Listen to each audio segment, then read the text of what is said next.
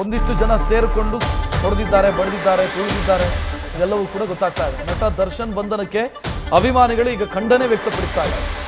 ಠಾಣೆ ಮುಂದೆ ಅಭಿಮಾನಿಗಳು ದರ್ಶನ್ ಪರ ಜೈಕಾರ ಹಾಕ್ತಿದ್ದಾರೆ. ಅರೆಸ್ಟ್ ಮಾಡಿರೋ ವಿಚಾರಕ್ಕೆ ದರ್ಶನ್ ಅವರ ಅಭಿಮಾನಿಗಳು ಈಗ ಖಂಡಿಸಿರೋದು. ಅರೆಸ್ಟ್ ಮಾಡಿರೋದು ಸರಿಯಲ್ಲ, ಮತ್ತೇನು ಸನ್ಮಾನ ಮಾಡಬೇಕಿತ್ತ ಗೊತ್ತಿಲ್ಲ. ಸದ್ಯ ಅನ್ನಪೂರ್ಣೇಶ್ವರಿ ಠಾಣೆಯ ಮುಂಭಾಗದಲ್ಲಿ ಅವರು ನಮ್ಮ ಬಾಸನ್ನು ಅರೆಸ್ಟ್ ಮಾಡಿದ್ದು ಸರಿಯಲ್ಲ ಅಂತ ಒಂದು ಧ್ವಜ ಎಲ್ಲ ಹಿಡ್ಕೊಂಡು ಬಂದು ಪ್ರೊಟೆಸ್ಟ್ ರೀತಿಯಲ್ಲಿ ಮಾಡ್ತಾ ಇದ್ದಾರೆ. ಅದು ಪ್ರೊಟೆಸ್ಟೋ ಸಂಭ್ರಮಾಚರಣೆನೋ ಏನು ಅಂತ ಗೊತ್ತಿಲ್ಲ. ಒಟ್ಟು ಎಲ್ಲ ಸೇರ್ಕೊಂಡು ನಗ್ತಾ ನಗ್ತಾ ಖುಷಿಯಲ್ಲೊಂದು ಘೋಷಣೆಯನ್ನು ಕೂಗ್ತಾ ಇರೋದನ್ನು ಗಮನಿಸ್ತಾ ಇದ್ದಾರೆ. ಈ ಬಗ್ಗೆ ಹೆಚ್ಚಿನ ಡೀಟೇಲ್ ನೀಡೋದಕ್ಕೆ ನಮ್ಮ ಪ್ರತಿನಿಧಿ ಶಿವಕುಮಾರ್ ನೇರ ಸಂಪರ್ಕದಲ್ಲಿ. ಶಿವಕುಮಾರ್, ದುರ್ದೈವ ಅಂತ ಅನ್ಸುತ್ತೆ, ಕೇಸು ಮರ್ಡರ್ ಕೇಸ್ನ ಅಕ್ಯೂಸ್ಡ್, ಆತನನ್ನು ಅರೆಸ್ಟ್ ಮಾಡಿದರೆ ಅದಕ್ಕೆ ಖಂಡಿಸ್ತಾರೆ ಅಂತಂದ್ರೆ ಮತ್ತೇನು ಸನ್ಮಾನ ಮಾಡೋದಕ್ಕೆ ಸಾಧ್ಯನಾ ಪೊಲೀಸರು?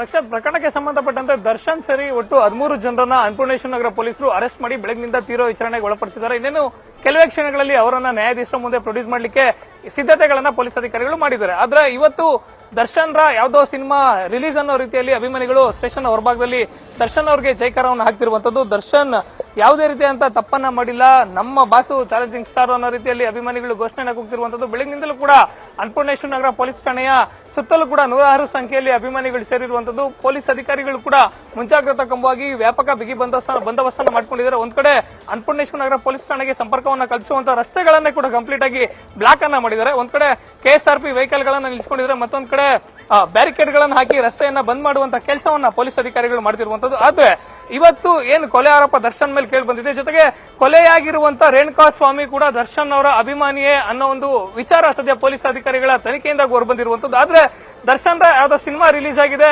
ಅವ್ರಿಗೆ ಸಂಬಂಧಪಟ್ಟಂತ ಯಾವ್ದೋ ಒಳ್ಳೆ ವಿಚಾರ ಆಗಿರೋದನ್ನ ಅಭಿಮಾನಿಗಳು ಯಾವ ರೀತಿಯಾಗಿ ಸಂಭ್ರಮಿಸ್ತಾರೆ, ಅದೇ ರೀತಿಯಾಗಿ ದರ್ಶನ್ ಏನು ಮಾಡಿಲ್ಲ, ತುಂಬಾನೇ ಒಳ್ಳೆಯವರು, ನಂಬಾಸ ಅನ್ನೋ ರೀತಿಯಾಗಿ ಅಭಿಮಾನಿಗಳು ಇಲ್ಲಿ ಒಂದು ಸೆಲೆಬ್ರೇಷನ್ ಅನ್ನ ಮಾಡ್ತಾವ್ರೆ. ಜೊತೆಗೆ ದರ್ಶನ್ ರ ಫೋಟೋ ಬಾವುಟಗಳನ್ನ ಹಿಡಿದು ದರ್ಶನ್ ಪರವಾಗಿ ಜೈಕಾರವನ್ನ ಹಾಕ್ತಿರುವಂತದ್ದು. ಅಭಿಮಾನಿಗಳನ್ನ ಬೆಳಗಿನಿಂದಲೂ ಕೂಡ ಎಷ್ಟೇ ಚದುರಿಸುವಂತ ಕೆಲಸವನ್ನ ಪೊಲೀಸ್ ಅಧಿಕಾರಿಗಳು ಮಾಡಿದ್ರು ಕೂಡ ಪೊಲೀಸ್ ಠಾಣೆಯ 2-3 ಕಡೆಗಳಲ್ಲೂ ಕೂಡ ಅಭಿಮಾನಿಗಳು ಬಂದು ಸೇರ್ತಿರುವಂತದ್ದು.